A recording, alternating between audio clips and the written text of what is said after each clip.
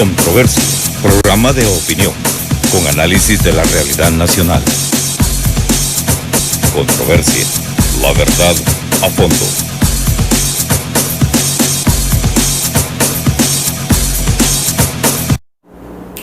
Buenas noches, gracias por estar con su programa Controversia, Televisión Oriental, Canal 23. Gracias por estar con nosotros a esta hora. Hoy vamos a conversar con nuestro invitado, el doctor Ricardo Sosa. Él es criminólogo y experto en seguridad.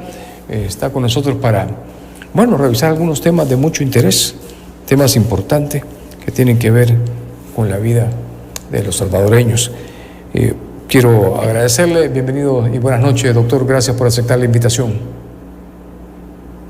Buenas noches, licenciado Mario Arevalo, a usted, a todo su equipo de trabajo y de producción del programa Controversia de TVO, y un fraterno saludo a todos los televidentes y cibernautas que se van a comenzar a conectar a esta hora o verán en diferido a través de las multiplataformas de TVO, así como a toda la audiencia en señal abierta, cables Tigo y Claro a nivel nacional. Que Dios les bendiga en esta noche de lluvia, al menos en la zona de la ciudad capital y sus alrededores.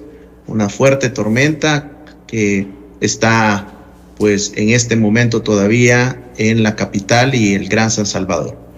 Bueno, a propósito del clima, tenemos un clima agradable en el oriente del país. Ha estado constantemente lloviendo y ha generado un clima aceptable para los que vivimos en el oriente del país, más que todo para San Miguel, pues se siente bien. Algunos capitalinos que vienen a visitarnos a veces quieren salir corriendo por la temperatura que ya estamos nosotros habituados aquí en San Miguel. Agradezco a usted que está con nosotros y que vamos a comenzar a entender cómo está la seguridad, cómo se encuentra el país, con fuente autorizada como su persona. Hay un cerco, hay una encuesta, hay mucha información y hay información valiosísima que nos permite hacer ciertos cruces de información para entender qué es lo que está pasando en el país y cómo lo interpretan los salvadoreños, los que están también afuera. ¿Cómo está viendo esta situación con esto que le llaman el cerco, que le han colocado a esa zona, pero que algunos han dicho, si están haciendo cerco, que no estaban prácticamente todos encerrados los delincuentes o pandilleros, cuando se utiliza un término que dice se están reagrupando, y es preocupante cuando se menciona de esta naturaleza. ¿Cómo interpreta esto, doctor?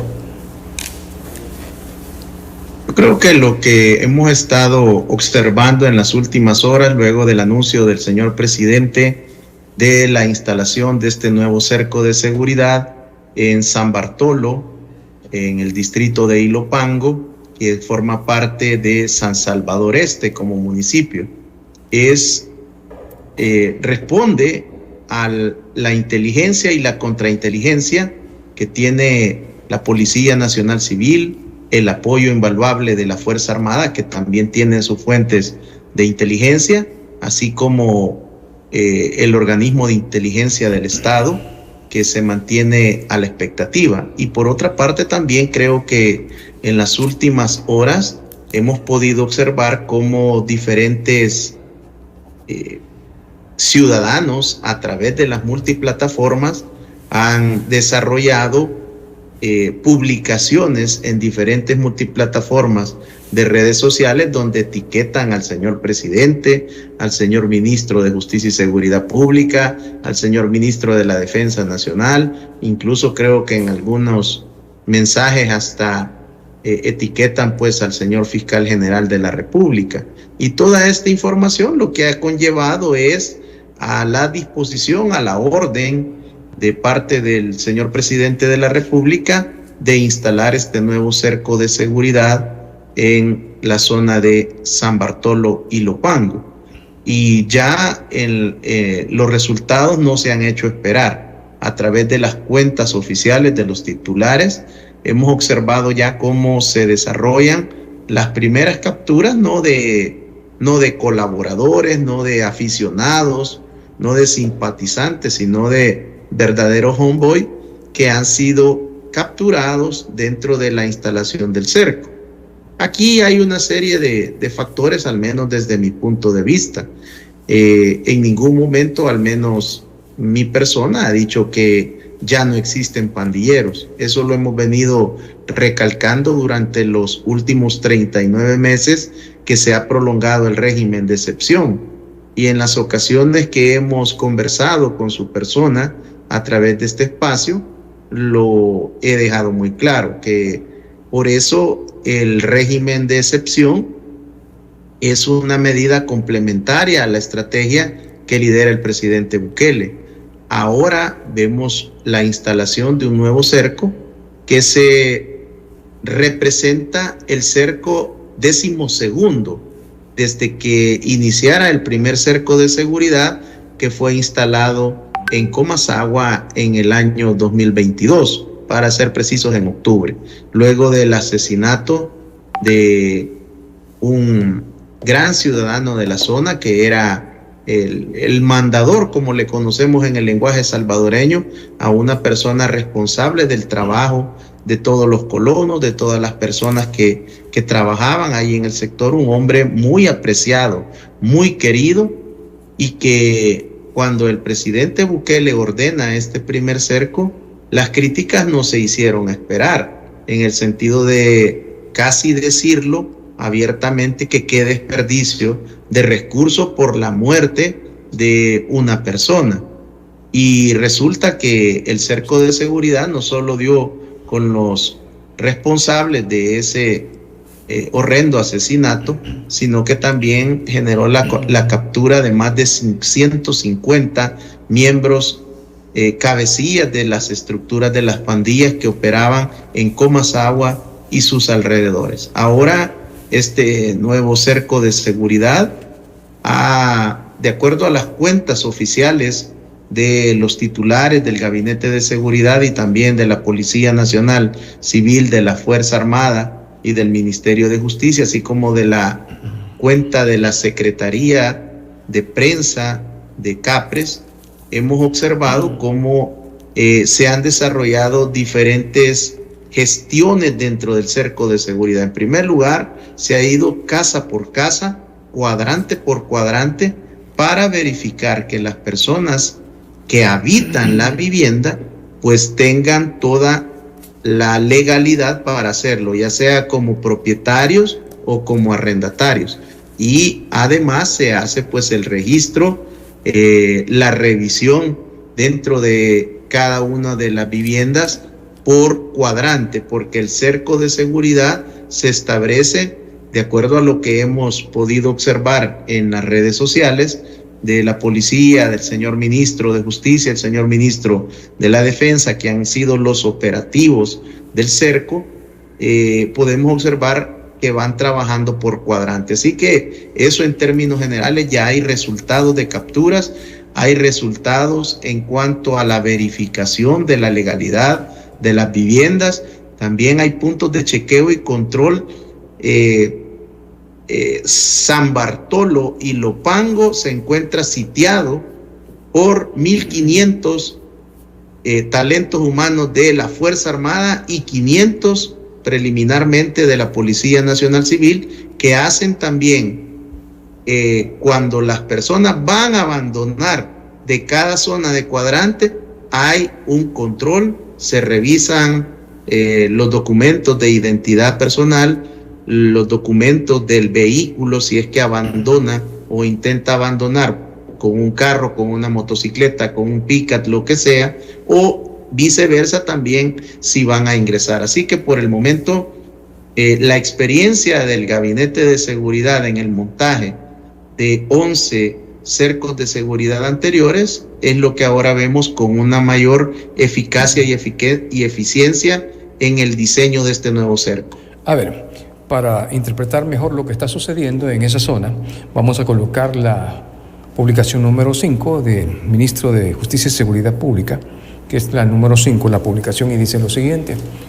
El señor Gustavo Villatoro expresa a través de esta publicación, por instrucciones del presidente Nayib Bukele, junto al ministro René Francisco Merino Monroy, verificamos la ejecución de un nuevo cerco de seguridad de San Bartolo y Lopango, conformado por hombres y mujeres de nuestra Fuerza del Orden, 500 elementos de nuestra Policía Nacional Civil y 1.500 efectivo de la Fuerza Armada de El Salvador. Nuestro objetivo es claro: localizar y capturar a los remanentes de la pandilla que aún intenta sembrar temor y causar daño a los salvadoreños de bien. No vamos a dar un paso atrás, un solo paso atrás. Lo menciona el señor Gustavo, pero también está la otra publicación, que es la número 12. Esta publicación 12 también lo expresa de la siguiente manera: aquellos a quienes el sistema perverso puso en libertad hoy son puestos a la orden de la justicia. Como resultado de la actividad operativa en el cerco de San Bartolo, tenemos la captura de René Alonso Vázquez Estrada, alias Pirata o Mapachín, con el nivel de homeboy dentro de la clica criminal gángster loco salvatrucho de la MS-13, quien será llevado a prisión. Sepan que ni un solo criminal escapará de la verdadera justicia. El objetivo es claro: el territorio salvadoreño nunca jamás estará en las manos del terrorista y no vamos a descansar en esta guerra contra las pandillas hasta poner el último remanente terrorista tras la reja. Bueno, esto es lo que expresa el señor ministro. Estamos hablando en este momento solo de una persona. Doctor. Bueno, lo que sucede es que recuerde que esta es una opinión. Creo que no van a estar presentando cada fotografía de las personas que han sido capturadas. Me da la impresión que la publicación del señor ministro de Justicia y Seguridad Pública obedece a que esta persona tiene un nivel de decisión, tiene un nivel de jerarquía dentro de la estructura y por supuesto que ha sido parte de el éxito dentro de las primeras 24 horas de la instalación de este cerco de seguridad.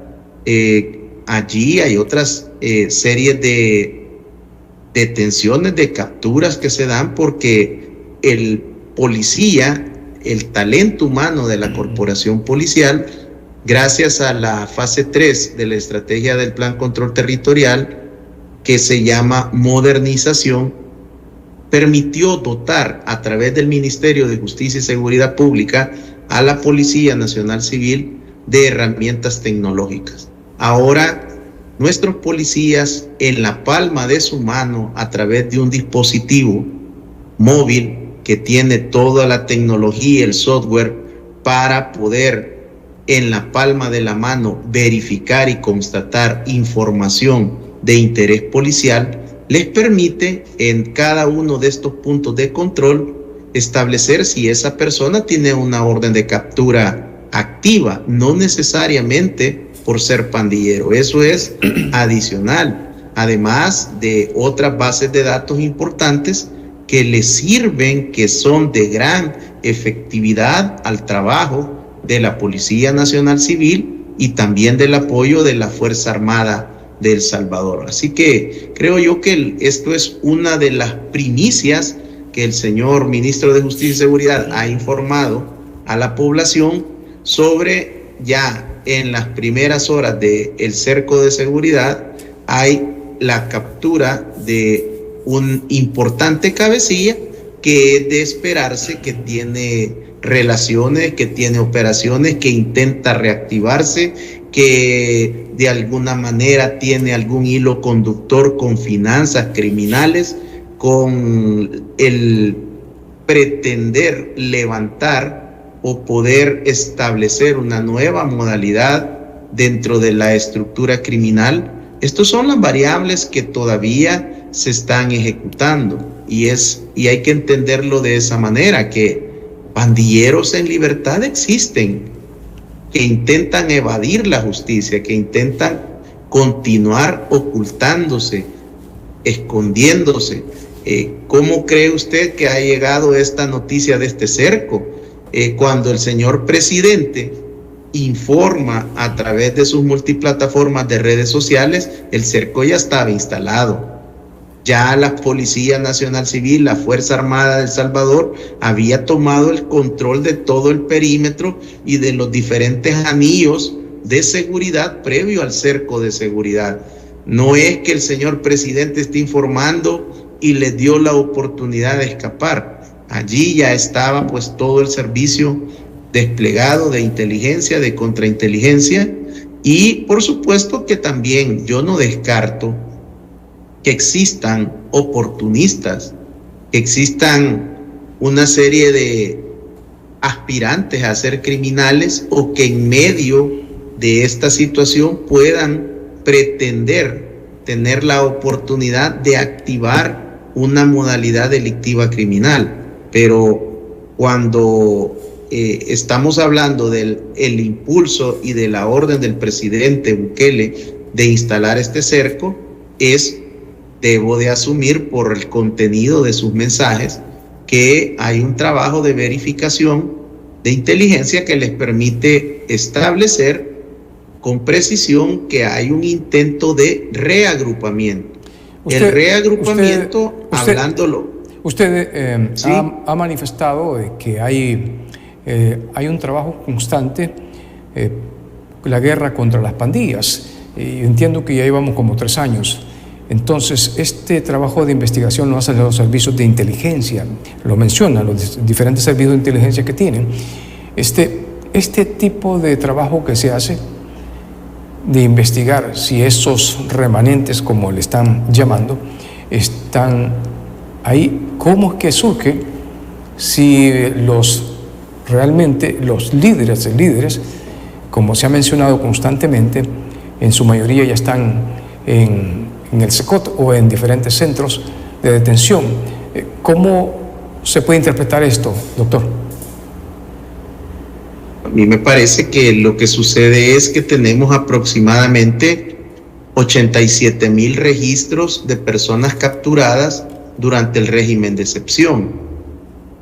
Esto lo que representa es que aún faltan una importante cantidad de miembros de las estructuras de las pandillas de diferentes denominaciones, no solo de las 2 mayoritarias, sino que de las otras que operaron hasta antes del régimen de excepción y que también habían sido ya combatidas, desmanteladas por la estructura del plan, de la estrategia denominada Plan Control Territorial, porque parece que algunas personas pretenden establecer que los resultados son a partir del régimen, y eso no es cierto.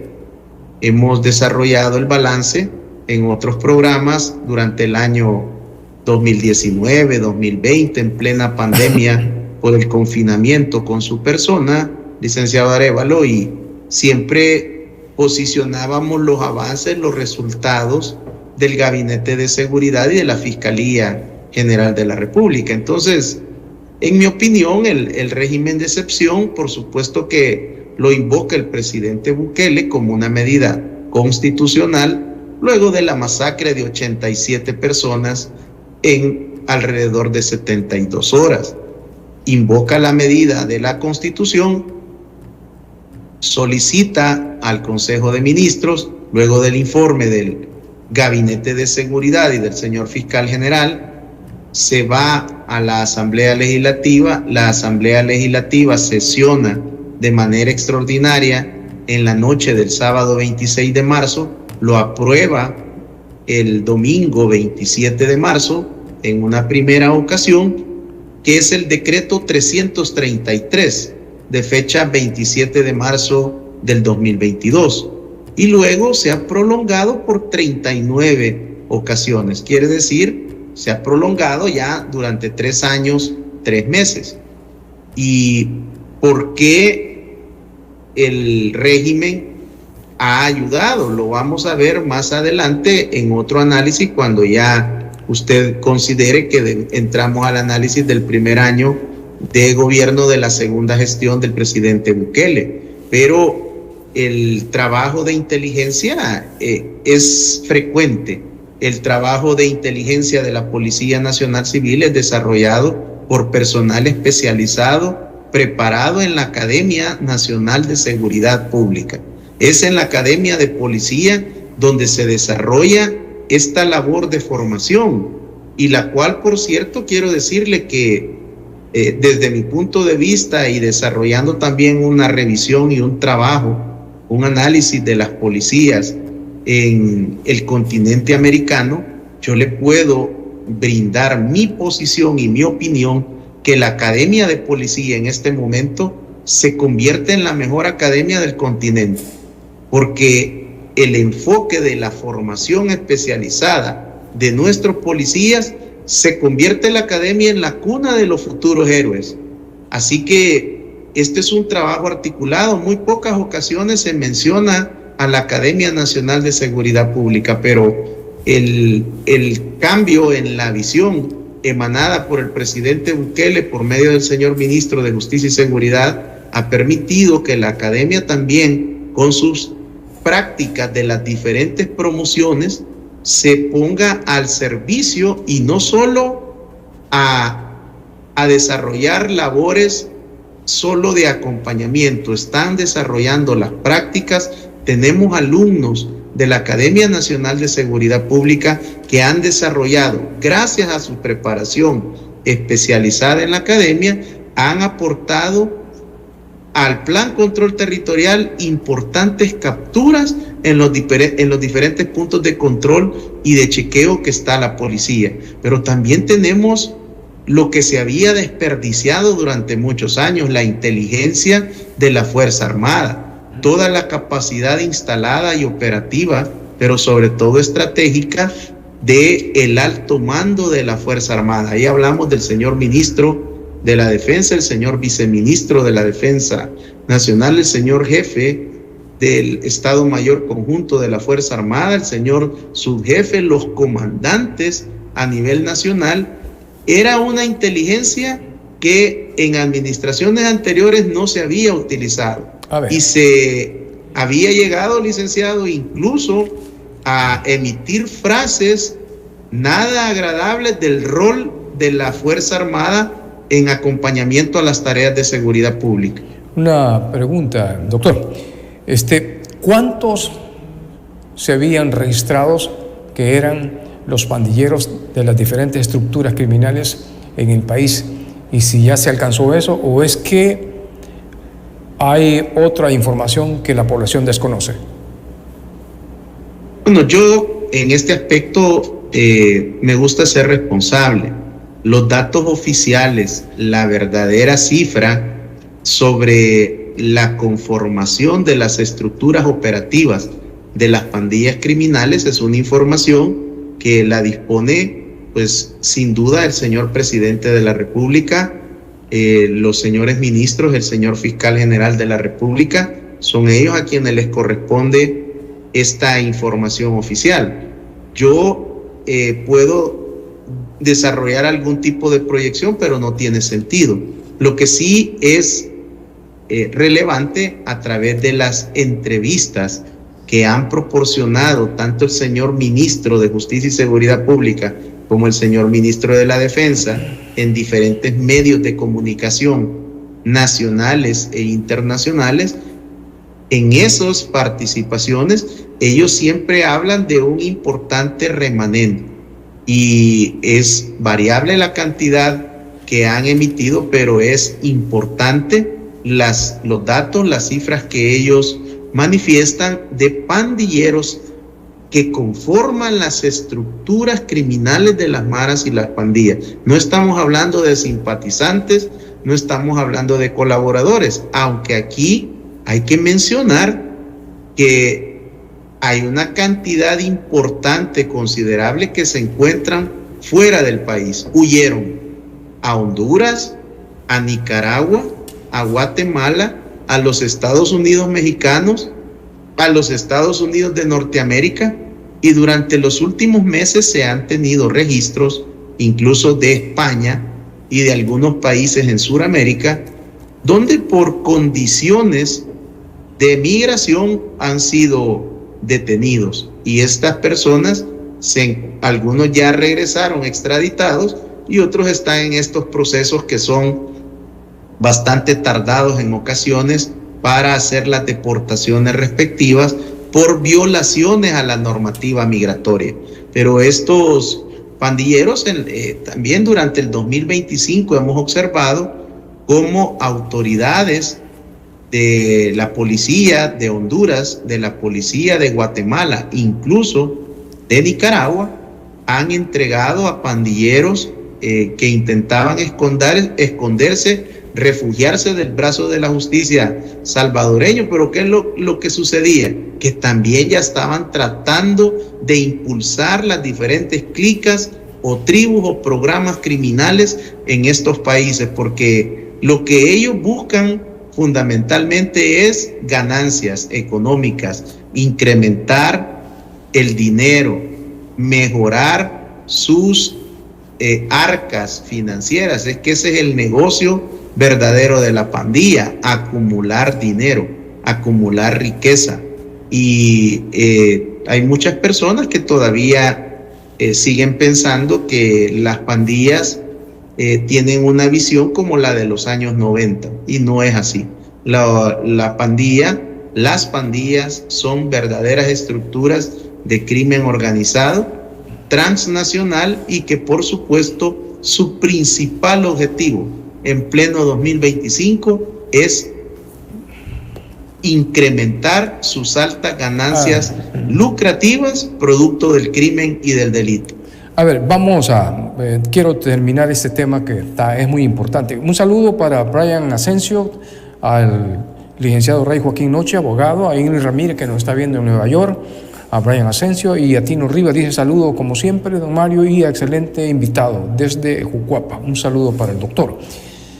Cuando se habla de que hay ciertos remanentes, viene la pregunta, porque muchas veces se especuló de que habían miembros de pandillas tanto en el ejército como también en la policía.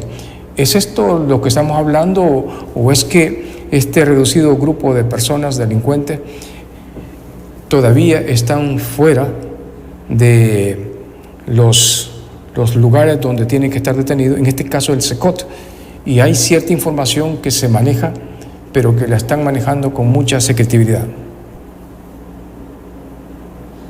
Bueno, no le comprendo todavía la pregunta. Entiendo que me hace relación al SECOT. El SECOT es un centro de confinamiento de... Hay información de miembros de pandilla que pudieran estar en instituciones como la Fuerza Armada o la policía.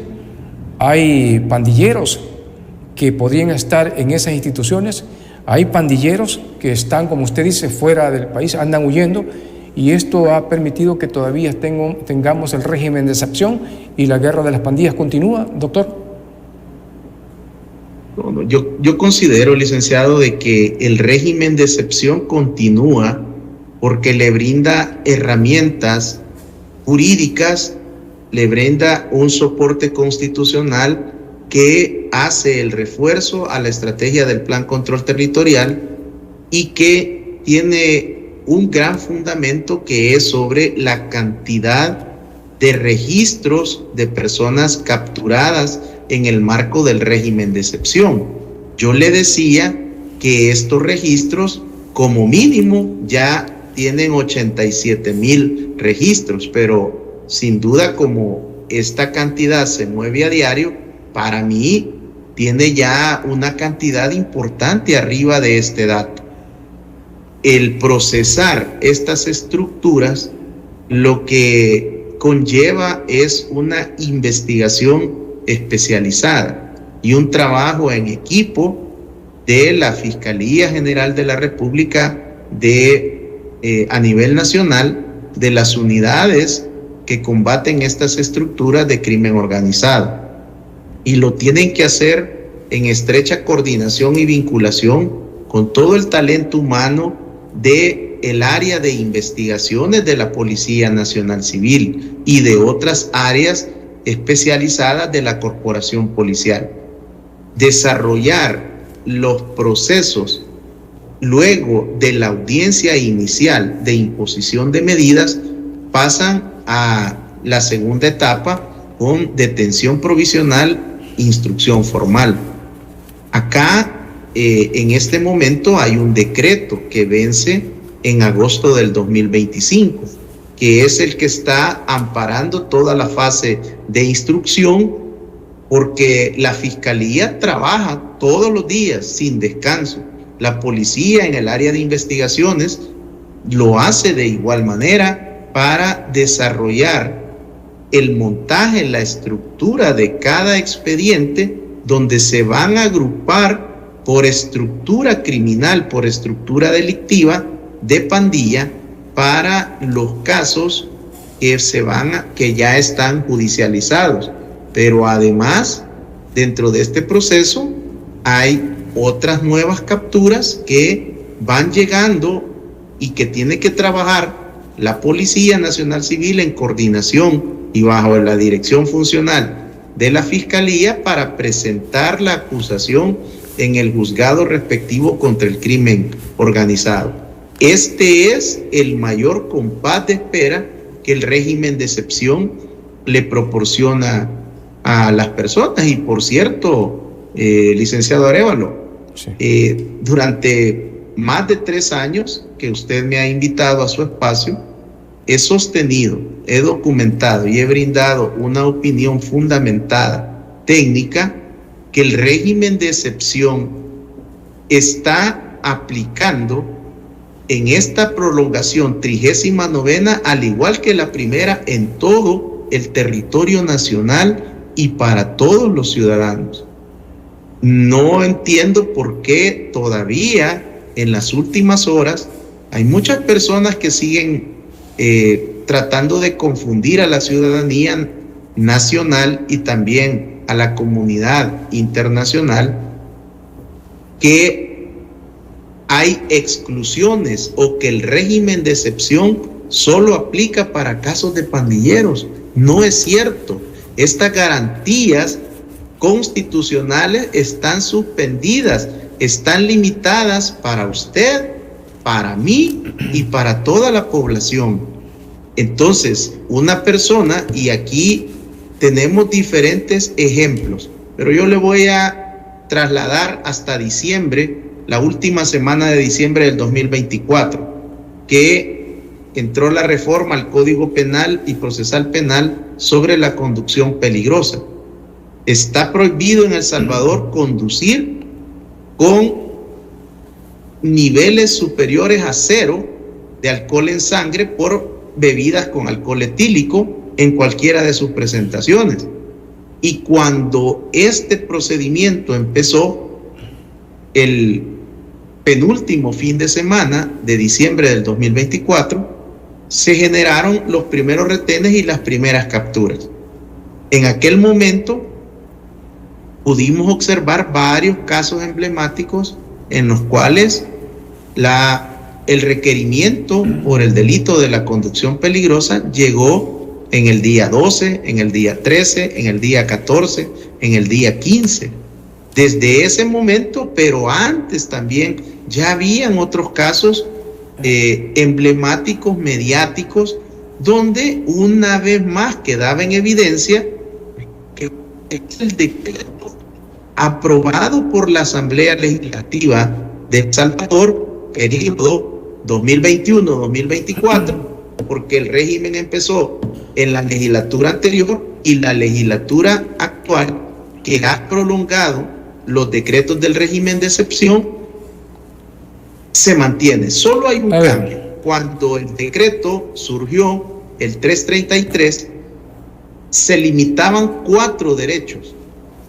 Luego se habilitó uno de esos 4 y hasta el momento, hoy que estamos en el Día del Maestro desarrollando este programa en directo, le puedo decir, son 3 garantías constitucionales las que continúan limitadas. A ver, doctor, voy a cerrar este tema y también quiero decirle a nuestros amigos que nos escriben en las diferentes plataformas que voy a leer aquellos mensajes que creo que son prudentes, son respetuosos y que tienen que ver con el tema que estamos abordando.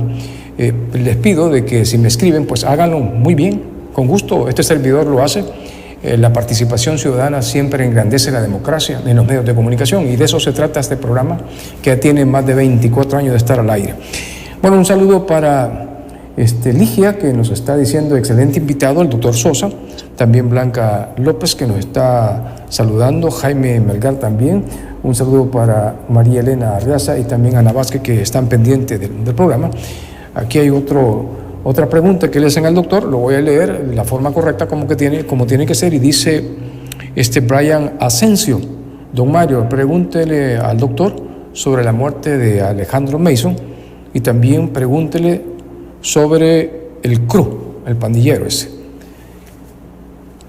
Hasta aquí lo voy a dejar y después pasamos ya con esa evaluación del primer año de gobierno del segundo periodo. A ver, doctor. Bueno, un saludo fraterno para todas las personas que se están comunicando al programa y con usted a través de las diferentes plataformas de redes sociales. En cuanto a las preguntas que hace el señor Brian, en primer lugar, pues sobre el caso del señor Alejandro Mason, pues ya este es un caso de varios meses atrás, en la cual se registró la captura del señor Mason acusado de diferentes delitos. Lastimosamente, en el proceso de la detención provisional, por padecer de varias enfermedades crónicas sistemáticas, se agravaron por la condición de encontrarse detenido, la condición de una persona, licenciado Arévalo y don Brian, una persona que es detenida este día, esta noche o mañana en las próximas horas, no se lo espera. Realmente una persona que ha cometido un delito, que ha cometido un crimen, siempre va a pensar que va a burlar la justicia, que va a evadir la justicia, que la Policía Nacional Civil, que la Fiscalía General de la República no van a lograr encontrar indicios para girar una orden administrativa o una captura dentro del periodo de flagrancia. Fue lo que sucede con una persona que es detenida por cualquier delito. Hay una presión, hay una carga de adrenalina y hay una situación de estrés máximo por la privación de la libertad. Perder momentáneamente, en ese momento que se le acusa por parte de la lectura de la orden de detención, pues entra en una fase de un máximo estrés. Luego, al llegar la audiencia inicial, y si la persona existen las apariencias de buen derecho, el señor juez o la señora jueza va a dictar instrucción con detención provisional. Las condiciones de salud de una persona que posiblemente era un prediabético, un prehipertenso, usualmente en el mundo, en el sistema penitenciario de todo el mundo, pero principalmente en América Latina, donde disponemos de mucha evidencia, este tipo de situaciones inmediatamente eleva estos valores y los ubica en situación de riesgo. Una parte muy importante de hombres y mujeres que son privados de la libertad.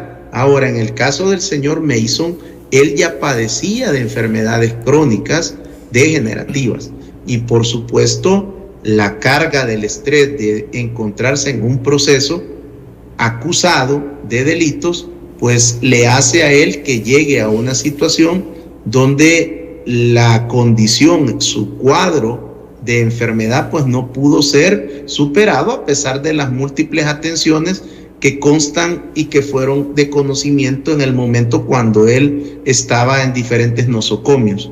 Él muere bajo el principio de presunción de inocencia, en mi opinión, porque él no pudo llegar a una etapa de vista pública, no pudo llegar a este proceso donde se iba a poder ejercer su defensa técnica y ante el tribunal respectivo demostrar su inocencia, o de no poderlo hacer se podía condenar, pero esto no sucedió. Él muere bajo un proceso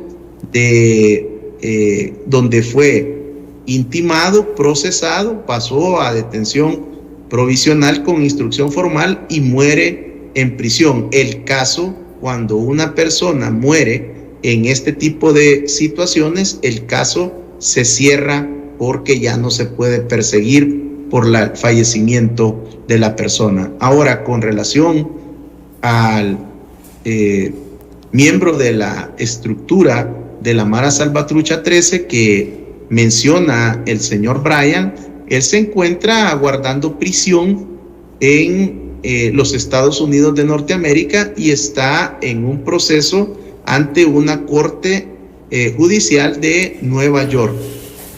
Él ha venido utilizando diferentes estrategias para dilatar la audiencia. La próxima audiencia, desde mi punto de vista, en una clara estrategia de la defensa, ha evitado que pueda llegarse al momento de la nueva audiencia, donde la situación de él puede complicarse de las graves acusaciones por delitos cometidos en territorio de los Estados Unidos de Norteamérica. Las acusaciones del señor Canales pesan sobre él por delitos graves cometidos en los Estados Unidos de Norteamérica. Si el señor Canales es condenado, posteriormente, cuando cumpla esa condena y él logre sobrevivir al sistema penitenciario en caso de ser condenado, pues él tendrá que revisarse su situación jurídica en El Salvador y será deportado a nuestro país, donde si tiene causas pendientes, en ese momento pues va a terminar de cumplir alguna condena que tenga pendiente en el sistema penitenciario salvadoreño. Esa sería mi respuesta para el señor Brian. Bueno, el balance de seguridad en El Salvador, primer año del segundo periodo del presidente. Vamos a comenzar a revisar esa información. Usted la va describiendo, lo va explicando, y esta es la publicación número 1. Voy a ponerla y usted nos explica, doctor, cómo ve esta situación, cuál ha sido su análisis y los cruces de información. Cuéntenos. En la pantalla podemos observar unas láminas que quiero destacar que representa el balance de seguridad pública de El Salvador en el primer año del segundo periodo de la administración del presidente Nayib Bukele. Quiero destacar que los datos, las cifras que vamos a observar en esta presentación corresponden a las multiplataformas, a las redes sociales de la Policía Nacional Civil, y algunos datos están sustentados por el dato oficial de las publicaciones de la Fiscalía General de la República. Quiero destacar esto porque son fuentes oficiales y son datos públicos, son datos que están al alcance de toda la población nacional y que también, por estar publicados a nivel de multiplataformas, de páginas web, también la comunidad internacional puede tener acceso. Así que el mérito de los datos, el mérito de la información es de un sistema eficiente y con amplios y potentes software que dispone la Policía Nacional Civil, la Fiscalía General de la República. Yo lo que he hecho es trasladar a gráficos, trasladar a una presentación más entendible para que la audiencia de su programa pueda formarse su propia opinión, su propio criterio, y con la ayuda de estas imágenes que cada quien pueda tomar la decisión que le parezca mejor. En la primera gráfica observamos el comportamiento de los homicidios intencionales del periodo de mayo del 2024, de junio del 2024, que fue el primer mes del primer año de la segunda gestión, hasta el 31 de mayo del 2025, que es el que observamos a la derecha. Podemos ver cuál ha sido el comportamiento en este primer año de la segunda gestión del señor presidente Bukele, y allí yo he trazado una línea transversal. Todo lo que está por debajo de la línea se encuentra por debajo del promedio. Y como vemos, en julio y en agosto del 2024 tenemos una elevación así como en marzo del 2025. Este es el comportamiento, en una forma de serpiente, el comportamiento de los homicidios. El punto más bajo es diciembre del 2024, donde se registró un homicidio. Y los últimos puntos de la derecha, abril y mayo del 2025, corresponden a 6 homicidios intencionales en cada uno de esos meses. En la segunda lámina, la que dice 292, son 292 días sin homicidios intencionales durante este primer año de la segunda gestión del presidente Bukele. Y durante 73 días de este año calendario, sí se registraron homicidios. Con esta gráfica yo lo que pretendo es demostrarle a la audiencia que sí existen homicidios, pero que también hay un balance importante de una nueva normalidad donde la mayoría de los días no se registran homicidios. Con este comportamiento, el promedio del señor presidente Nayib Bukele en su primer año de gestión del segundo mandato es de 0.3 homicidios diarios para estos 365 días evaluados. Acumula al 31 de mayo del 2025, desde el 1 de junio del 2019, 921 días acumulados sin homicidios intencionales. Y de estos 921, 807 se han registrado dentro de los 39 meses del periodo del régimen de excepción.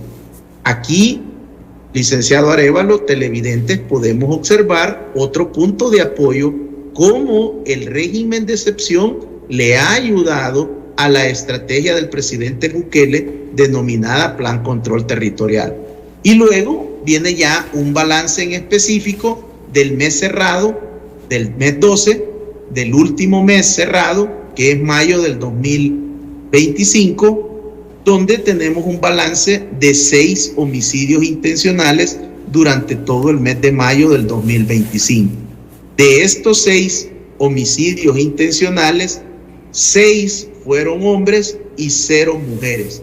Durante el mes de mayo del 2025 que finalizó, no se registraron asesinatos de mujeres en la República de El Salvador. Y estos datos nos permiten establecer que para mayo del 2025 el promedio de homicidios diarios fue de 0.2 y 0.2 es el promedio diario de homicidios del 1 de enero al 31 de mayo del 2025. Sí. ¿Falta otra antes de eso? Sí, ya la estamos buscando. Es la de las TAS. Vale. La 4. En esta, licenciado Arévalo, está el comportamiento de los homicidios de enero a mayo del 2024 y del 2025. Las barras verdes, que son las más altas, corresponden a los meses de enero, febrero, marzo, abril y mayo del 2024. Y las barras naranjas corresponden a enero, febrero, marzo, abril y mayo del 2025. Podemos ver una serie de gráficos, de líneas, una serie de tendencias que yo he trazado, que me sirven a mí para mi análisis, pero que las he dejado en esta presentación para demostrar cuáles son los meses que están por debajo del promedio. Y ahí podemos observar que el mes de marzo del 2025 es el único que está por arriba del promedio anual. Y de continuar estas condiciones, el 29 de diciembre del 2024 yo desarrollé 2 proyecciones. La primera ya se cumplió, cuando el presidente Bukele alcanzaría los 900 días sin homicidios, lo cual ocurrió dentro de la proyección.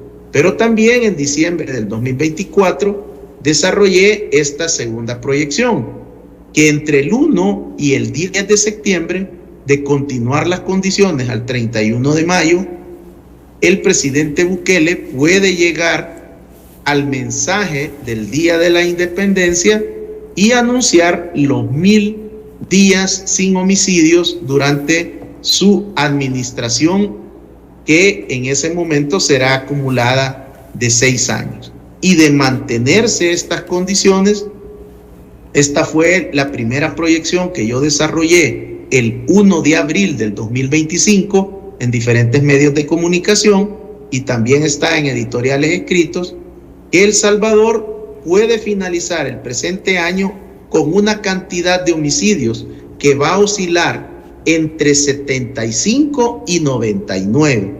Entre 75 y 99, pueden ser 77, pueden ser 83, pueden ser 97, pueden ser 99. Allí, en esa franja, es mi proyección. Y con esa proyección de homicidios, la tasa anual puede oscilar entre 1.1 y 1.6 homicidios por cada 100,000 habitantes, lo cual implicaría una nueva reducción en el indicador interanual. Por el momento, licenciado Arévalo, esos son los datos. Ese es un balance sobre parte de la gestión del presidente Bukele al finalizar su primer año de la segunda gestión. Otra pregunta que tengo, usted tiene bien mapeado cómo está la situación, pero le voy a hacer una pregunta de aquellas que siempre le gusta que le haga a los invitados. En el ejercicio del presidente, en su primer periodo, del 2019 a 2025, ¿cuántos homicidios han habido? ¿Usted tiene contemplado eso? ¿Tiene mapeado eso? ¿Tiene esa información, doctor?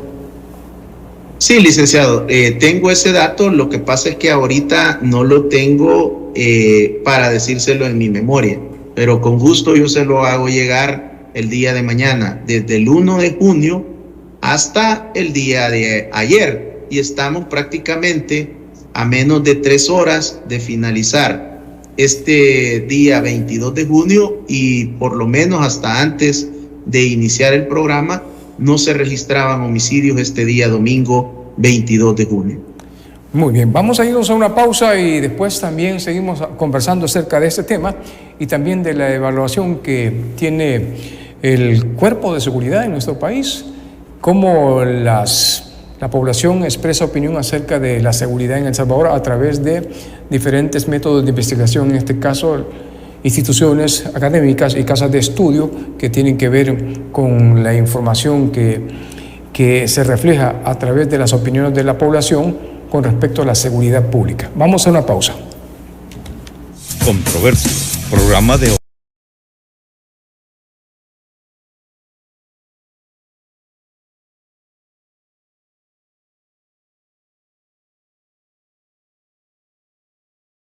Si usted tiene una casa y la quiere vender o alquilar, en Inmobiliaria Salgado le ayudamos a buscar un buen cliente que le pague su alquiler al día. También contamos con una buena cartera de compradores en el exterior para la venta de su propiedad. Si tiene locales, bodegas, somos su solución en conseguirle buenos contratos de alquiler y venta. En la inmobiliaria le ayudamos a vender su lote urbano, que tenga los servicios de electricidad, aguas negras y agua potable. Y en la zona rural tenemos una cartera más amplia de lotes. Los vendemos al contado y al crédito. Si tiene un terreno de 30, 40, 50, 200 manzanas de tierra y lo quiere vender o alquilar, llámenos a Inmobiliaria Salgado y nosotros le podemos ayudar. Las oficinas de la Inmobiliaria Salgado las tenemos en la 6ª calle Poniente, frente a Materiales Eléctricos Portillos, en las instalaciones de TVO Canal 23, San Miguel. Hablemos claro, todos los jueves a las 8 de la noche. Invitados, analista político Carlos Araujo y el periodista Raúl Beltrán Bonilla. Programa donde se analiza y se discuten temas políticos de actualidad. Nos puede ver en el canal de YouTube en TVO Canal 23. Hablemos claro con Will Salgado.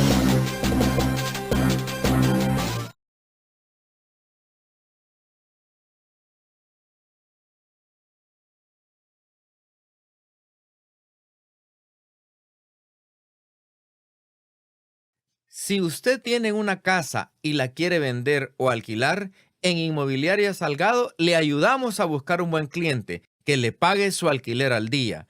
También contamos con una buena cartera de compradores en el exterior para la venta de su propiedad. Si tiene locales, bodegas, somos sus... De opinión, con análisis de la realidad nacional. Controversia, la verdad a fondo.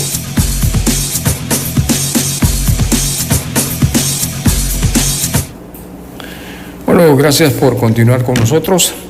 Estamos conversando con nuestro invitado, el doctor Ricardo Sosa, criminólogo y experto en seguridad. Bueno, hay una interpretación acerca de estas diferentes encuestas que se han desarrollado. Quisiera la opinión, antes de entrar a ver las láminas, de cómo se refleja el trabajo que está haciendo las diferentes instituciones que tienen que ver con la seguridad pública en nuestro país. ¿Cómo está analizando desde el punto de vista de una fuente tan autorizada como es usted, doctor? Pues fíjese, licenciado, que antes de eso me puse aquí en la pausa a hacer la revisión y le puedo manifestar pues que del 1 de junio del 2019 al 31 de mayo del 2025, que es donde cierra el 6º año el señor presidente, sería un total de 4.339 homicidios de manera preliminar. Ese sería el dato preliminar, sujeto a la confirmación de los datos oficiales, pero este es una proyección bastante acertada sobre el trabajo en cuanto a violencia homicida del señor presidente. Recordemos que él... 4.339, porque recordemos que aquí hay que combinar que el 2019 le correspondieron al expresidente Salvador Sánchez Serén los homicidios de enero a mayo, pero yo aquí estoy contabilizando la gestión de él. De junio a diciembre del 2019 se registraron 1.053 homicidios. Y ahí usted puede ver que en el 2019, los 7 meses que le correspondieron al señor presidente, el 2020, que fue el año de la pandemia, y el 2021, que también es tiempo de confinamiento, en ese momento se superaron los 1.000 homicidios en cada año. Luego vino el descenso importante durante todavía la vigencia del régimen de excepción. Cuando entra en vigencia el régimen de excepción del 27 de marzo al 31 de diciembre, ese año el presidente Bukele, el registro oficial finalizó en 495 homicidios. Así que, pues, le pude resolver su pregunta de manera certera, licenciado Arevalo. Sí, rápido. Gracias, doctor. Hay una publicación que hizo el YUDOC de la Universidad, la UCA, la Universidad Centroamericana, y ellos en una de las partes importantes que es la pregunta que tiene que ver actualmente en El Salvador, la situación de la seguridad, en la publicación número 6, voy a colocarla para que también usted me dé la opinión acerca de eso. Dice que el 75.2% la seguridad, el 7.0% el combate a las pandillas delincuencial, 2.3% algunas medidas de gobierno frente al alto costo de la vida, 1.9% la inversión en la infraestructura del país y el turismo, 1.7%. 75.2% la seguridad. ¿Cuál es su análisis acerca de esto? Lo que ha sucedido, licenciado Arevalo, hay que decirlo también con mucha claridad. Después de varios meses de ausencia, ha aparecido otra vez la guerra de las encuestas, con motivo de la finalización del primer año del segundo periodo del señor presidente Bukele. También hay que manifestar que hay encuestas que sí son permanentes. Por ejemplo, la de la Universidad Centroamericana, José Simeón Cañas, es una encuesta tradicional Es una encuesta que se desarrolla como mínimo cada 6 meses, que goza de un reconocimiento, de un prestigio, y a pesar pues de los cambios que hay en el judo, siempre se ha caracterizado por una aplicación de la técnica estadística con mucha credibilidad. Por supuesto que las encuestas hay que revisarlas también desde la ficha técnica, y la ficha técnica de las encuestas del judo siempre han sido muy rigurosas en mantener unos datos que se encuentran, en mi opinión, dentro del margen de error que registra la encuesta. Y este margen de error usualmente oscila entre un 2.5, 3 hasta 3.5 de margen de error. Eso le permite a esta encuesta, desde mi punto de vista, mantenerse dentro de los parámetros que se han venido observando en otras encuestas que también gozan de reconocimiento. Así que yo creo que el trabajo de la Universidad José Simeón Cañas ha sido dentro de lo esperado, un trabajo profesional, un trabajo aplicando la técnica que, por supuesto, voy a hablar desde la experiencia de la criminología. Las encuestas se convierten en una herramienta de consulta que nos obliga a nosotros también a conducir diferentes encuestas en diferentes campos u objetos de estudio de la criminología. Así que los resultados que se presentan ahí creo que están dentro de los parámetros esperados, y si usted a los porcentajes que podemos hablar, por lo menos de los datos de seguridad, el margen de error de la encuesta está totalmente dentro de lo que puede incrementarse a favor del señor presidente y de su administración, y también podría estar dentro del margen inferior que le afecte en cuanto a la ponderación. Pero si ellos registran estos resultados que presentan en la diapositiva, pues me parece que es el resultado que ellos técnicamente consideraron oportuno publicar. Y hay que decirlo también, yo tengo una observación en cuanto a al fondo de la encuesta de esta casa de estudios, de su centro de investigación, que es el judo, que me parece una encuesta que está cargada de preguntas. Tiene una cantidad importante de batería de preguntas que no deja de ser cansado, que no deja podría generar algún tipo de cansancio, de agotamiento en las personas que están participando, y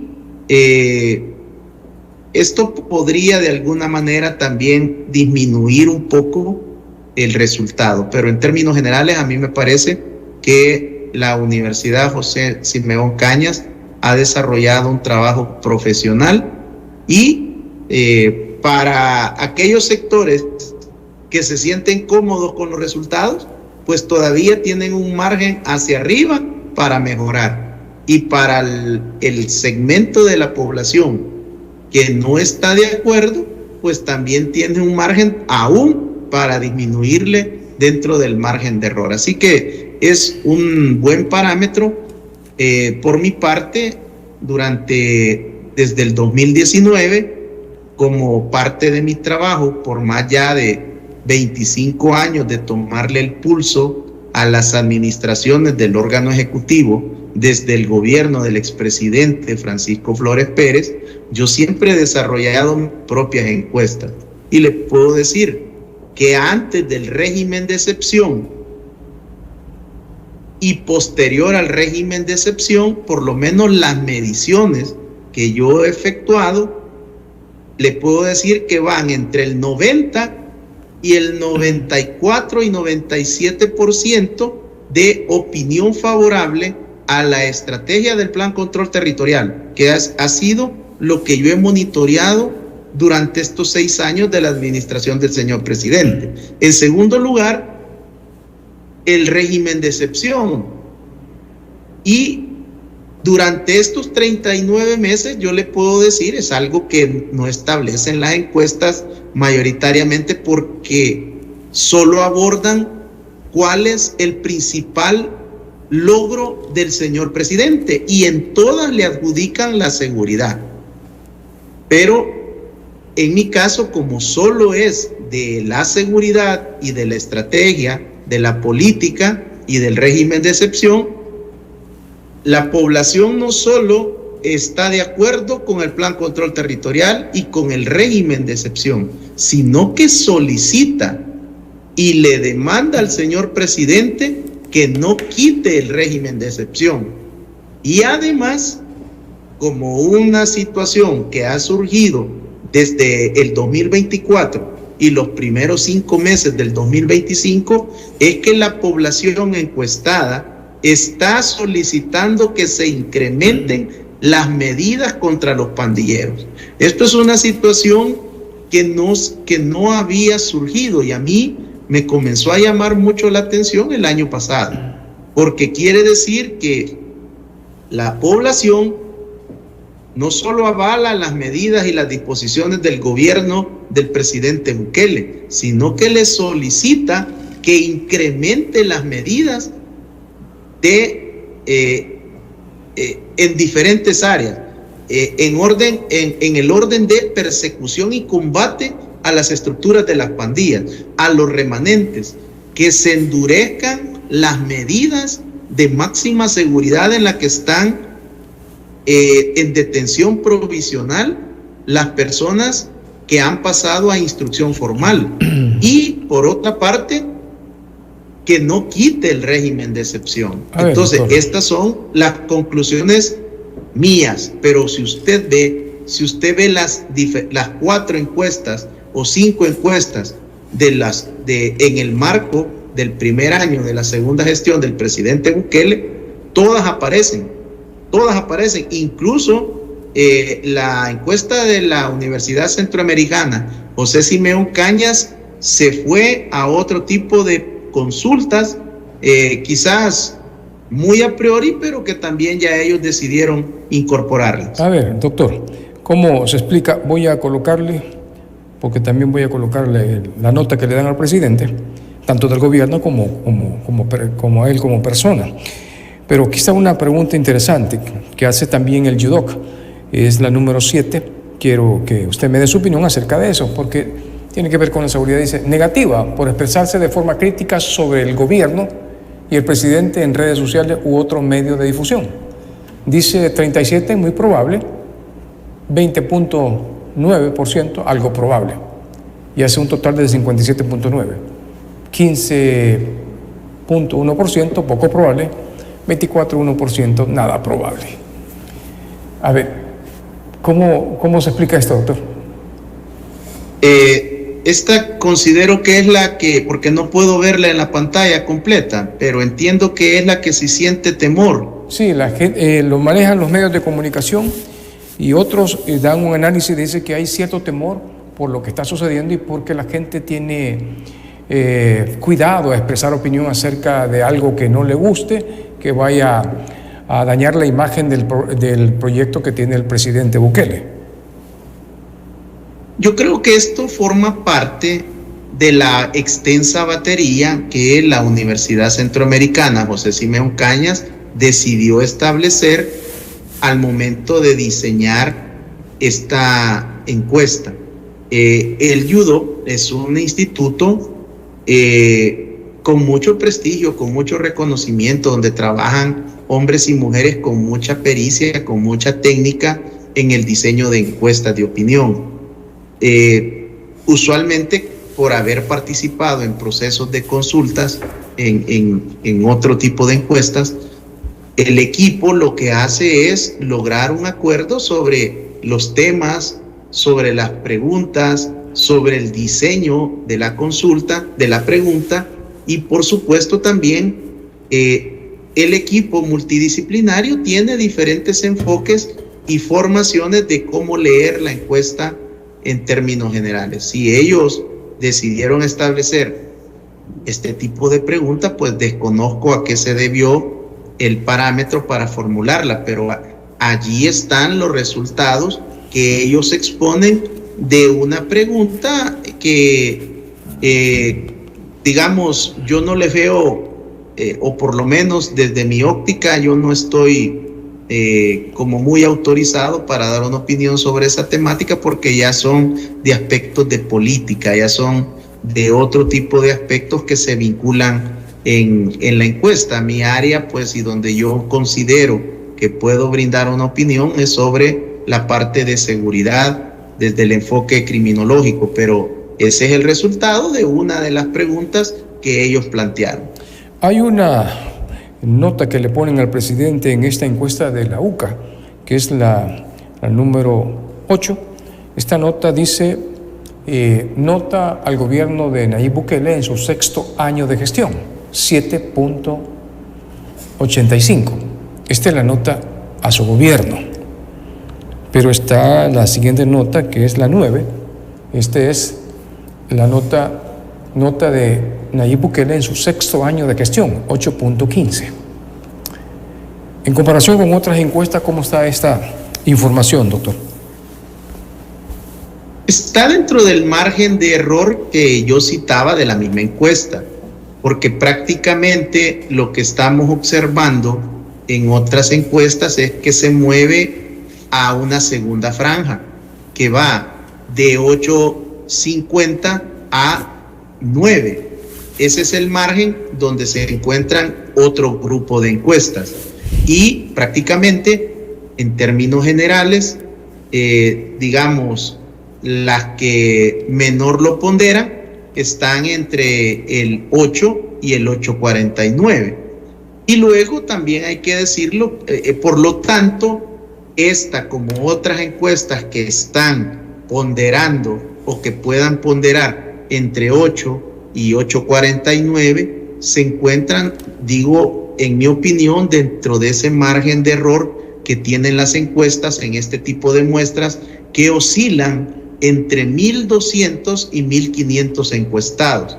Ese margen de error va del 2.5 al 3.5 aproximadamente, de acuerdo a la técnica que se utiliza. Y quiero decir también que por los más de 25, 27 años que yo he seguido de cerca la encuesta del Yudo, ellos tienen un método claro para formular sus encuestas, que ha sido diseñado y que fue establecido por grandes hombres que pasaron por el Yudo, muchos de ellos con la formación especializada de la línea jesuita, grandes doctores, grandes maestrantes que eran expertos, especialistas en este tipo de mediciones de opinión pública. Y luego creo que también hay que decir que ellos hacen una separación, evalúan directamente al presidente Nayib Bukele y luego le preguntan sobre su gobierno. En el gobierno, pues ya no se ve involucrado únicamente él, tiene que incorporarse pues en el encuestado qué piensa de su gobierno, y el gobierno es el ejecutivo, es los ministerios, es las autónomas, es la administración del órgano ejecutivo conforme al gobierno del señor presidente, y allí, según esta encuesta, hay una disminución de algunas décimas en cuanto a la evaluación de él como presidente. Así que eso es una de las lecturas que se pueden hacer de estas dos láminas. Me parece también que este tipo de lecturas en estas diapositivas también pueden ser dentro del análisis esperado, que exista una pequeña reducción cuando ya involucra el desarrollo de todo el trabajo de su gobierno. Por lo tanto, pues es una herramienta más para el análisis y que va a seguir generando ecos durante las próximas semanas. Las demás instituciones, los diferentes órganos de Estados son los que permiten el desarrollo de la seguridad, que le dan las herramientas, los instrumentos necesarios para que lo haga, tanto la Asamblea Legislativa, la Corte Suprema de Justicia, el órgano judicial, como se dice, y en este caso también la Asamblea ha sido evaluada. La Asamblea le da los instrumentos legales para que pueda desarrollar las actividades al combate a la delincuencia. Pero quiero colocarle a usted, o le voy a colocar a usted y a los amigos, la evaluación que le dan a la Asamblea Legislativa, que es la publicación número 10. Esta publicación refleja la opinión de la gente y, como dicen los conocedores de este tipo de trabajo de investigación, es la foto del momento. La nota de la Asamblea Legislativa, diputados, por su desempeño en este primer año de gestión, 6.02. ¿Cómo evalúa esta situación usted? Me parece aquí que, desde mi opinión, hay como cierto nivel de incongruencia en las respuestas que dieron los encuestados a la casa encuestadora, porque el régimen de excepción, que es el que ha logrado el refuerzo a la estrategia del Plan Control Territorial y el desmantelamiento de la estructura de las pandillas criminales en El Salvador, ha sido aprobado por la Asamblea Legislativa. Y como lo dije en la primera parte del programa, por la gestión de la Asamblea 2021-2024 y por la 2024-2027. Yo no encuentro una fundamentación en esta respuesta de las personas que se les consultó, porque ¿cómo es posible que digan que el principal logro del presidente Bukele es la seguridad, es el combate a las pandillas, es la erradicación de las pandillas, y van alrededor de 7 conceptos en esa dimensión? Pero al momento de evaluar el desempeño de la Asamblea Legislativa, me parece que ahí hay una situación que no concuerda, porque es la Asamblea Legislativa, principalmente del partido Nuevas Ideas, que ha impulsado y le ha aprobado las 39 prolongaciones del régimen de excepción. Además de esto, licenciado Arévalo, en la legislatura 2021-2024 es el liderazgo del presidente, el licenciado Ernesto Castro Aldana, quien lidera el desmontaje del entrampamiento de los créditos, de los empréstitos que se le habían negado al señor presidente Bukele y al gabinete de seguridad. Es hasta el 10 de mayo del 2021 que se inicia el desmontaje y comienzan las aprobaciones de manera expedita, de manera urgente, y es el señor presidente de la Asamblea Legislativa y su junta directiva, en aquel momento la Comisión de Seguridad Pública y Combate a la Narcoactividad, en aquel momento la Comisión de la Defensa Nacional, quienes se activan en función de aprobarle los créditos y también aprobarle la autorización para la segunda vuelta de una gran cantidad de empréstitos que estaban sin abordarse.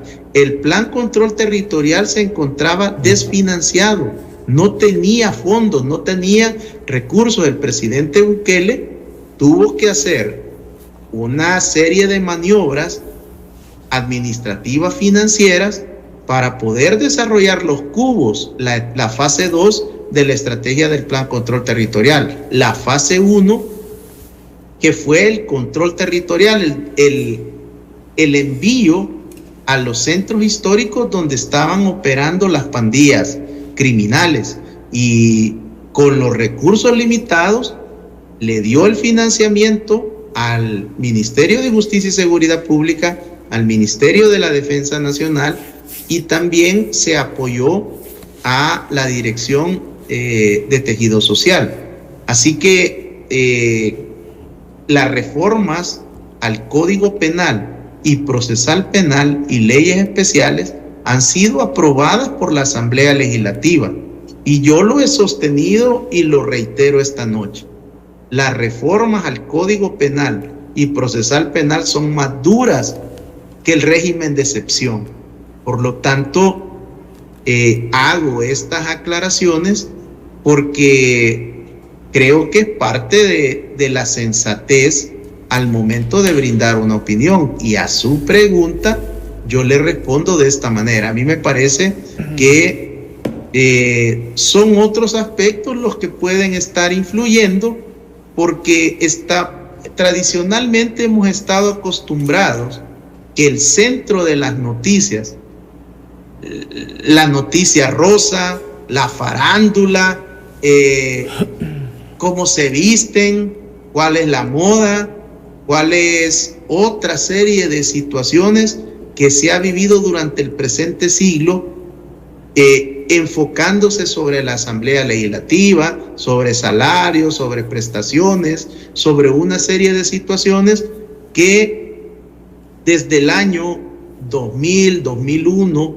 2002 comenzaron a centrarse en los medios de comunicación, y en los últimos años las redes sociales, los denominados creadores de contenido, ubican mucho su esfuerzo sobre el trabajo de la Asamblea Legislativa. Pero mi opinión es que es el esfuerzo y la aprobación y la sensatez de la Asamblea Legislativa la que le dio los fondos al presidente Bukele, a su gobierno, al Ejecutivo, y de esta manera él ha podido distribuirle los recursos al Gabinete de Seguridad y a la Fiscalía General de la República. Así que creo yo que ahí han sido otros aspectos los que probablemente los encuestados respondieron con ese morbo que hay sobre la Asamblea Legislativa, y que le digo, no es nuevo.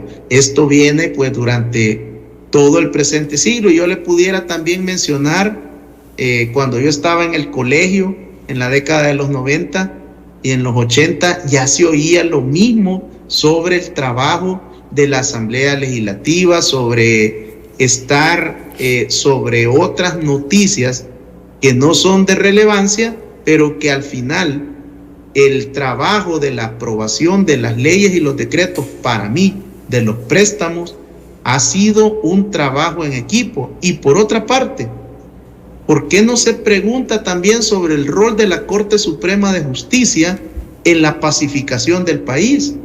Eso me parece también que es ingrato, porque los tribunales contra el crimen organizado y otros juzgados están sobresaturados de trabajo, y la Corte Suprema de Justicia ha respondido a la altura, brindándole toda la logística a la administración para que en aquel momento que se dio la masacre entre el 25 y el 27 de marzo del 2022, se encontrara por primera vez la unidad del Estado. Bueno, también la Corte Suprema fue evaluada en esta encuestadora. Bueno, aquí hay otros también que voy a colocarle, que es la número 11.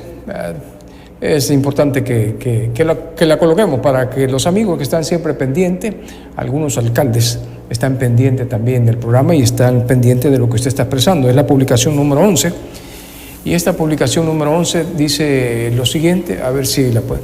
Nota la alcaldía de su localidad por el trabajo en este primer año de gestión. Prácticamente reprobaron 5.13. Así está la situación. También hubo evaluación para la Corte Suprema de Justicia, pero como usted lo ha dicho, también la participación de la Corte en el combate a la delincuencia. Bueno, vamos a irnos a una pausa comercial. Posteriormente regresamos con usted, que está siempre pendiente de los medios de comunicación, específicamente de este programa, y agradecer a aquellos que nos están escribiendo en Facebook, en YouTube, en X. Gracias por estarnos enviando mensajes. y también a usted que siempre está pendiente en Estados Unidos de este programa. Vamos a una pausa comercial, ya regresamos. Controversia, programa de opinión.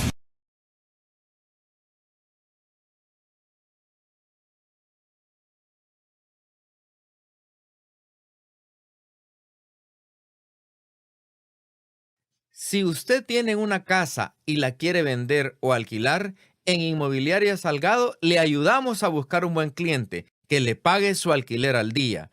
También contamos con una buena cartera de compradores en el exterior para la venta de su propiedad.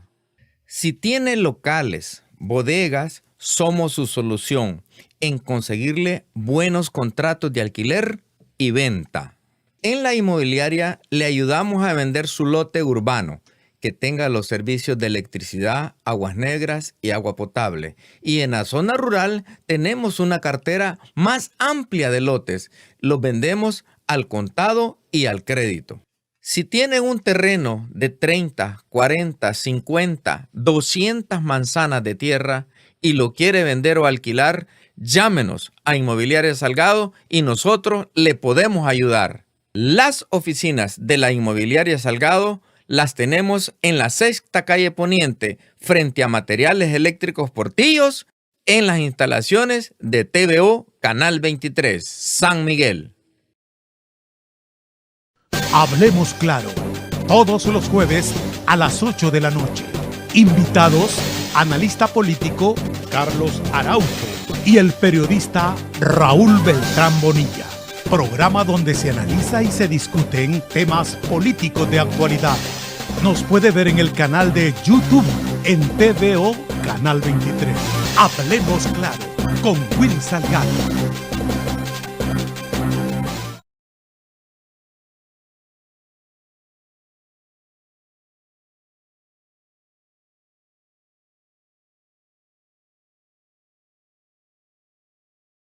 Si usted tiene una casa y la quiere vender o alquilar, en Inmobiliaria Salgado le ayudamos a buscar un buen cliente que le pague su alquiler al día. También contamos con una buena cartera de compradores. Programa de opinión, con análisis de la realidad nacional. Controversia, la verdad a fondo.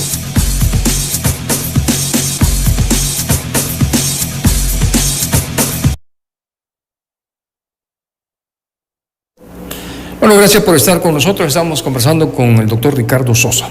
¿Usted quiere hacerle una pregunta? Pues le van a aparecer los números telefónicos para que usted pueda preguntarle a nuestro invitado. Con gusto él va a despejar cualquier tipo de duda. Lo puede hacer hasta este momento. Pueden colocar los números telefónicos para que se pueda comunicar con él. Y hagan la pregunta. Con gusto vamos a ponerle atención. Este día quiero hacer un espacio para saludar a todos los maestros, ¿verdad? A nuestros catedráticos en las diferentes universidades, a todos hombres y mujeres que comparten el conocimiento del saber y que nos ayudan a entender la vida en la que estamos y de los cuales salen grandes profesionales tan importantes para la nación, para el desarrollo en lo económico, en lo político, en lo social, en lo cultural, en lo ambiental. A los maestros, feliz Día del Maestro. En este día tan importante para ellos, espero que la hayan pasado bien. Vamos a comenzar a recibir las llamadas telefónicas. Usted lo hace breve, preciso, conciso. Cuando vaya a comunicarse con nosotros, bájele volumen a su televisor y comuníquese con el teléfono, con el auricular. Con eso, háblenos, bájele volumen a su televisor y con gusto vamos a ponerle atención a su pregunta. Lo puede hacer a partir de este momento. Después de lo que hemos conversado, doctor, ¿cuál es su evaluación ya total de lo que se ha hablado, tanto del análisis que hace usted de las condiciones que estamos viviendo y de las mismas encuestadoras del combate a la delincuencia? El país está con un rostro totalmente distinto hace 10 años a lo que estamos hoy. Doctor. Muchas gracias por la pregunta. Quiero aprovechar también, aprovechando pues el saludo que usted hace a los docentes, quiero felicitar y bendecir la vida de los docentes, de las docentes que trabajan en la Academia Nacional de Seguridad Pública, donde se forman los policías. También a todas las escuelas de la vida militar de la Fuerza Armada, que están representadas en el Comando de Estudios y Doctrina Militar, el CODEM, que reúne a todas las escuelas de nuestra gloriosa Fuerza Armada. También a todos los docentes, a los instructores de la Escuela de Capacitación Fiscal y de la Corte Suprema de Justicia, como del CNJ. Son docentes, son profesores, son instructores que están ahí todos los días sirviendo al sistema de justicia y seguridad con pasión por formar a las nuevas generaciones de nuestro sistema de justicia y seguridad pública. Así que Dios les bendiga. Y luego, en cuanto a su pregunta, pues a mí la opinión sobre la cual me gusta fundamentarme es la mía, porque es sobre la cual respondo, sobre la cual me hago responsable, sobre la cual sustento con evidencia, con datos y con una manera responsable, certifico mi opinión. Y por supuesto que esta opinión, cuando uno llega a un programa con tanta audiencia como el suyo y las multiplataformas de redes sociales, existen personas que pueden estar de acuerdo y otros no, pero tenemos una llamada, doctor. Buenas noches, ¿de dónde nos habla? Buenas noches, hablamos de San Rafael Oriente. Con gusto, cuéntenos.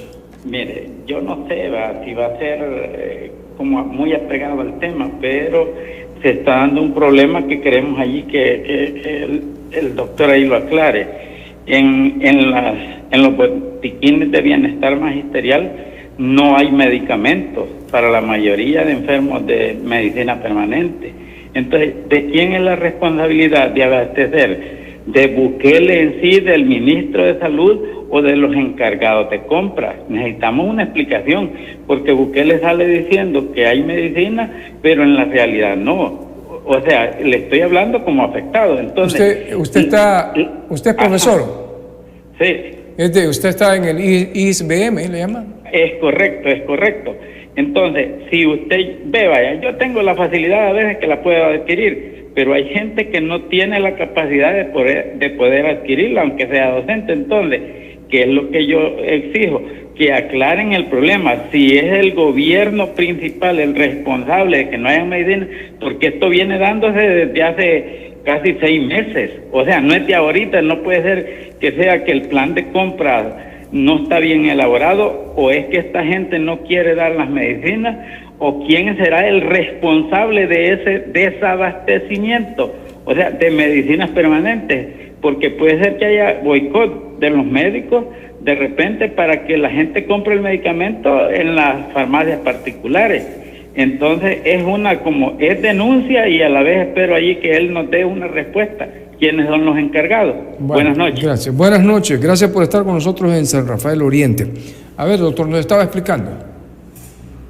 Bueno, sí, en primer lugar, un saludo ahí para el señor profesor, que Dios le bendiga por su labor como formador, como educador, me imagino por el tono de su voz, de muchas generaciones. Así que hasta la zona oriental, pues que haya pasado un buen día. En cuanto a su pregunta, pues quiero declararme completamente ignorante de esa situación. No pudiera brindarle una respuesta como usted se la merece. No es mi estilo tampoco especular o venir a un medio de comunicación como TVO y desarrollar una especulación. Así que le pido las disculpas porque no es mi área, porque desconozco sobre el punto que usted expone, pero sin duda la denuncia, el aporte que usted ha hecho de una manera muy respetuosa, pues creo que hay monitoreo de diferentes instituciones para que en algún momento le pongan atención de difundir la información que sea la pertinente o la aclaración respectiva. En el IBM hay un representante de los profesores, ellos tienen que informarle cómo está esta situación de los medicamentos. Hay una parte, doctor, que también llama la atención porque hubo mucha información que polulaba en el ambiente y es el caso de Kilmar Ábrego. ¿Cómo está viendo esta situación y cómo usted lo analiza? Me recuerdo que hace aproximadamente 4 meses que nos reunimos la última ocasión en este programa. Antes de que me dé la respuesta, Sí. doctor, aquí tenemos otro llamado. Buenas noches, ¿de dónde nos habla? ¿De dónde nos habla? Bájele volumen a su televisor, por favor, y comuníquese con el teléfono. Sí, le estoy bajando volumen. Bájele volumen y con gusto le vamos a escuchar. Cuéntenos. Sí, yo tengo una pregunta para el señor. Quiero felicitarle allí. Pues en su programa está muy bonito. Sí. Yo quiero hacerle una pregunta. Me gusta la forma como ha trabajado el gobierno, cómo lleva toda la situación. Está muy bien. Pero mi pregunta es, yo soy una mamá que tengo mi hija, está detenida y no sé nada de ella. En la Procuraduría todo el tiempo nunca me dieron una respuesta sobre el caso de mi hija. Mi hija fue detenida, la vinieron a sacar aquí a mi casa. Mi hija es madre soltera. Entonces me le acumularon tantas cosas que yo quisiera saber cuál es la investigación sobre mi hija, porque mi hija era una muchacha muy trabajadora, mantenía a sus hijos, y entonces yo no sé ninguna respuesta hasta el día de ahora. Yo quisiera saber, quizás que me publicaran por qué caso fue detenida mi hija, si tan solamente pues ella lo que hacía era pues trabajar para mantener a sus ¿Cómo hijos. se llama su hija? Marcela Elizabeth Fermán. Soy del departamento de Sonsonate y a mí me preocupa porque mi hija la detienen, pienso yo, por orden arbitraria. Nomás los policías la vienen a detener, la sacan de mi casa tipo 8 de la noche, se la llevan y que iba a ir a dar una investigación. Y nosotros nos confiamos. Bueno, ¿investigación de qué? ¿Hace cuánto fue eso? Ella ahorita tiene 2 años y medio. 2 años tiene.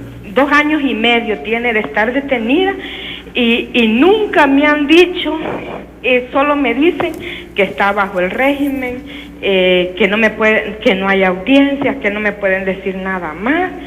Y entonces mi pregunta es, ¿y cómo se va a saber cómo los policías la condenan? Es cierto, ellos están preparados, pero ¿cómo la condenan por algo que ellos, o sea, no pueden describir por qué se la llevaron?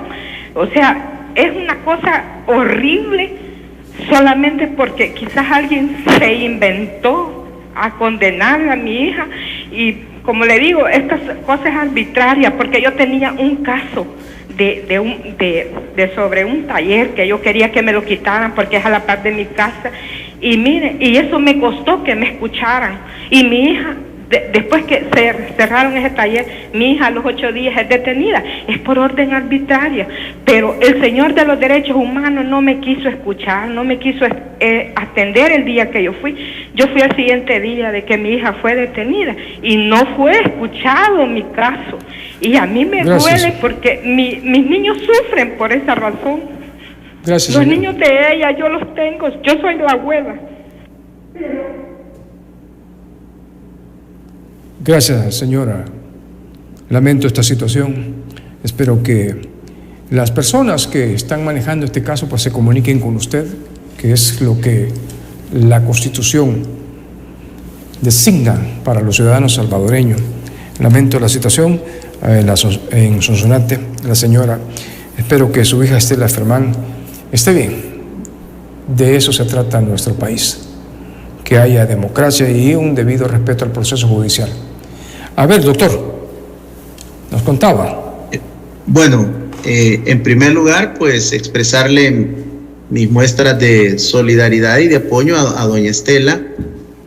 Yo no soy abogado, no puedo, digamos, brindarle una opinión jurídica, no es mi área directa, pero me confundió un poco porque al principio pues ella manifestó, y sé que nos está escuchando, doña Estela, al principio usted manifestó que desconocía dónde estaba ella, que no tenía información, pero a medida fue avanzando su participación, usted habla de una condena.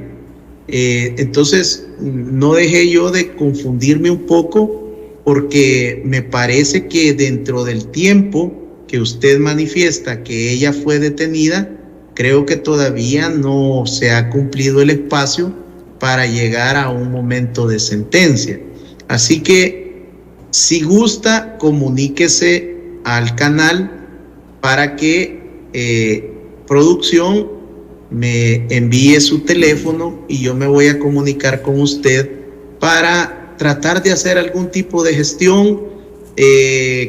Me imagino, pues por su relato, debo de asumir que no le pagaron una defensa particular. Entonces, probablemente el caso fue manejado o está siendo manejado en la Procuraduría General de la República, y podemos hacer alguna gestión, podemos desarrollar, pues, tocar puertas de algunos amigos que son abogados, y ellos sí de alguna manera pueden ayudarnos a obtener la información para que usted pueda conocer cuál es la situación real de su hija a este momento. Así que le pido, por favor, como una manera de empatía y de solidaridad, y ante no poder ser abogado y ayudarle de esa manera, pero sí creo que estamos en el compromiso como ciudadanos de poder ayudar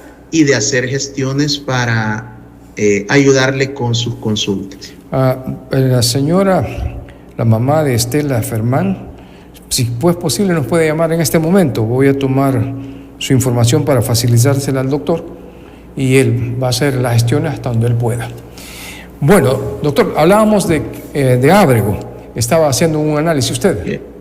Sí, quizás antes es importante, por la gran audiencia que tiene su medio, que cuando una persona se encuentra en detención acusado de cualquier delito, no solo vinculado a estructuras de crimen organizado o pandillas, la Procuraduría General de la República desarrolla la defensa sin costo alguno.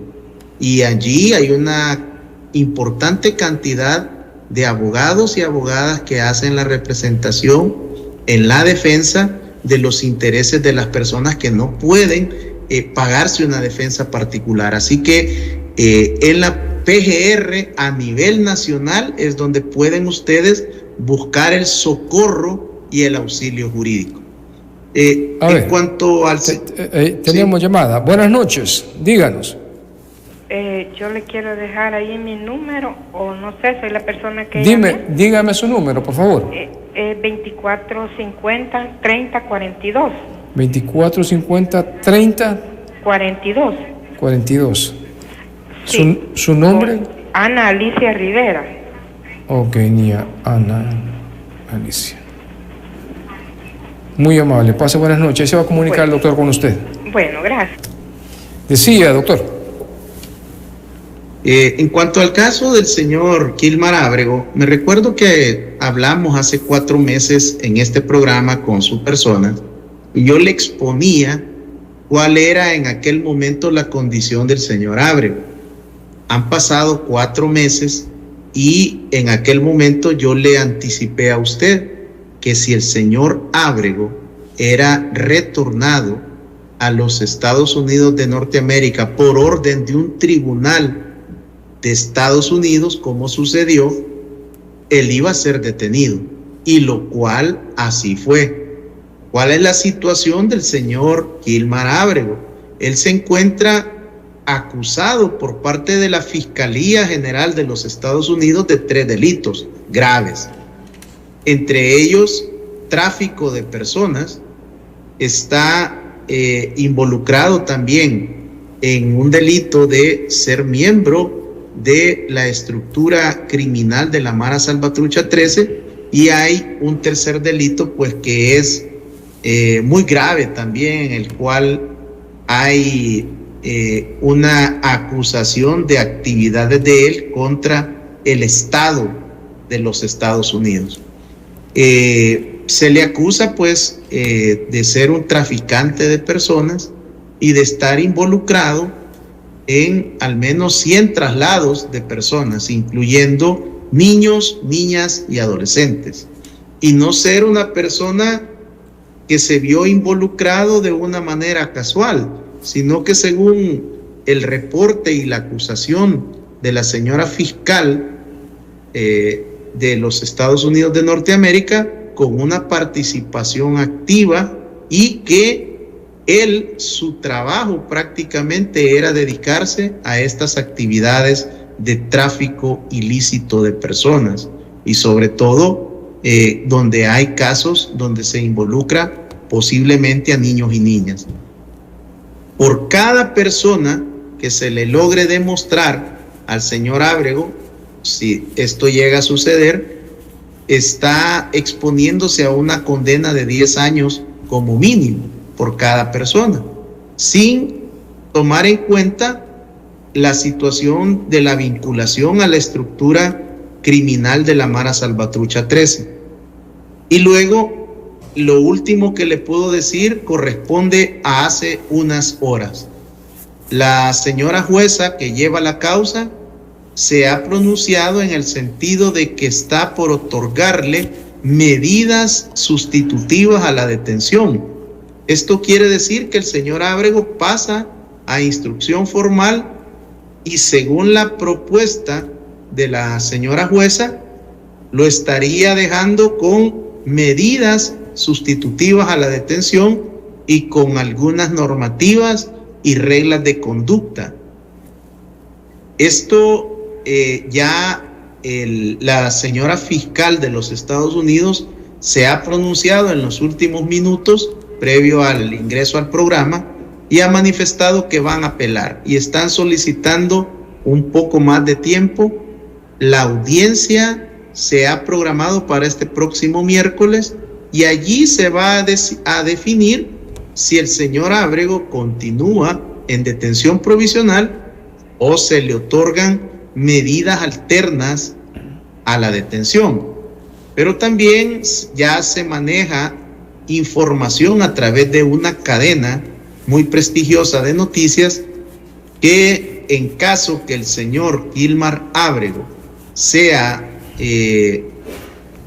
le otorguen medidas alternas a la detención, sería capturado por la Oficina de Servicio Migratorio de los Estados Unidos y Aduanas.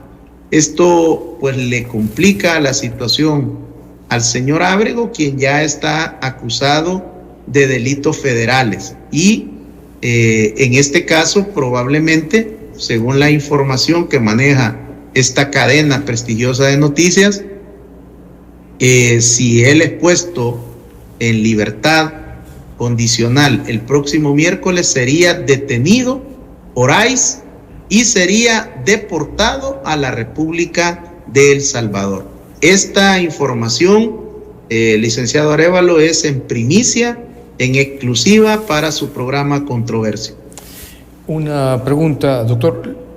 Entiendo que si una persona ha cometido un delito en un lugar, tiene que cumplir la condena o la pena, y si es juzgado y condenado, tiene que cumplirla ahí.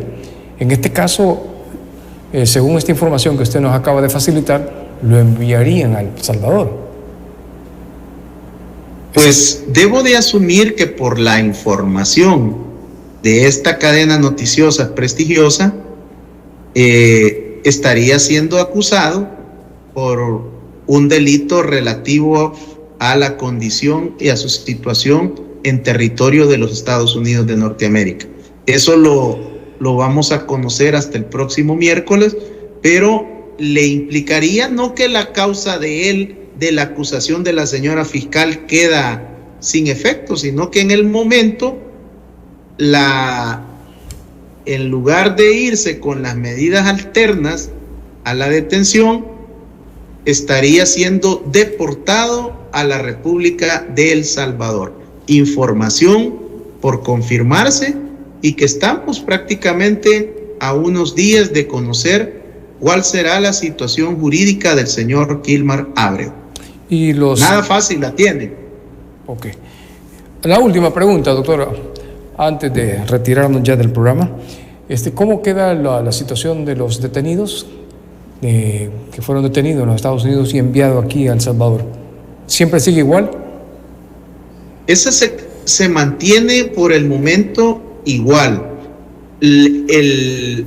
Lo que ha surgido el día de ayer sábado es que algunos representantes de detenidos venezolanos presentaron un recurso de habeas corpus ante la Sala de lo Constitucional de la Corte Suprema de Justicia. Algunas situaciones del planteamiento de ellos no han sido consideradas. Quiere decir que no tienen el suficiente fundamento constitucional para poder entrar al análisis. Pero hay otras observaciones donde se les está haciendo un llamado de atención al grupo de abogados por información incompleta, por información difusa, por información que no ha sido debidamente acreditada. En otras palabras, hay una mala presentación o insuficiente presentación de la documentación ante la Sala de lo Constitucional para el recurso de exhibición conocido como habeas corpus, la exhibición de cuerpo. Le agradezco, doctor, de habernos acompañado. Qué bueno que estuvimos conversando de ese tema. Interesante la conversación que hemos tenido en esta noche en el programa. Estuvo con nosotros el doctor Ricardo Sosa, criminólogo y experto en seguridad. La despedida, doctor. Agradezco, licenciado Arévalo, la invitación, su decisión de tomarme en cuenta para poder presentarme en TVO, en su prestigioso programa, y poder emitirle algunos comentarios, alguna opinión a toda su audiencia. Estimado televidente y cibernauta, este es mi planteamiento, es mi opinión. Le he presentado algunos datos, alguna información para que usted tome su propia decisión, no lo que yo opino, sino que con esta información usted, con esos elementos y otros que tiene, se forme su propio criterio y de esa manera usted toma una decisión de manera mejor informada. Que Dios les bendiga, les guarde y vamos mañana a trabajar por nuestra república, a sacar adelante este hermoso país de nombre El Salvador. Hasta la próxima. Gracias, doctor. Buenas noches al doctor Sosa y a usted también. Gracias por habernos acompañado. Será hasta la próxima. Recuerde, es Televisión Oriental, Canal 23 TVO. Pasen una feliz noche. Controversia, programa de opinión, con análisis de la realidad nacional. Controversia, la verdad a fondo.